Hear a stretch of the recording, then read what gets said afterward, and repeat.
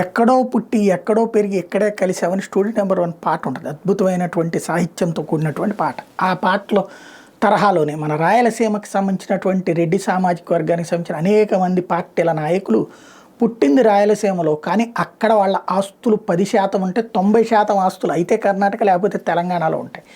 అక్కడికి పోయి అక్కడ పోని పిల్లలు కుటుంబం అంతా అక్కడ ఉంచుకుంటారు, అక్కడ హ్యాపీ. ఇక్కడ మాత్రం ఎవరి కుటుంబాలనైనా సరే ప్రశాంతంగా ఉండనివ్వరు, రచ్చరచ్చ చేస్తూనే ఉంటారు. ఇదంతా ఒక ఎత్తు అయితే చివరికి అక్కడ వ్యవహారాల్లో కూడా ఏలు పెడతా ఉంటారు. కాటసాని రాంభూపాల్ రెడ్డికి సంబంధించి మొన్న మధ్యనే అక్రమంగా గోడ కట్టుకున్నారు, హైదరాబాద్ కూల్చేశారు, మళ్ళీ కట్టారట అమీన్పూర్ దగ్గర, మళ్ళీ ఇప్పుడు కూల్చారు. అంటే అది మొన్న మధ్యన ఆవిడది చూసాం, ఏది మన భూమా గారి అమ్మాయి వ్యవహారం. ఓవరాల్గా తెలంగాణలో కావచ్చు, అంటే హైదరాబాద్లో కావచ్చు, లేకపోతే బెంగళూరులో కావచ్చు, మనోళ్ళ హవాలే నడుస్తుంటే అక్కడ ఏదో ఒక హడావిడిలో పేర్లు బయటకు వచ్చినప్పుడు ఓహో వీళ్ళది అక్కడ ఉందా అని మనం అనుకోవాలన్నమాట.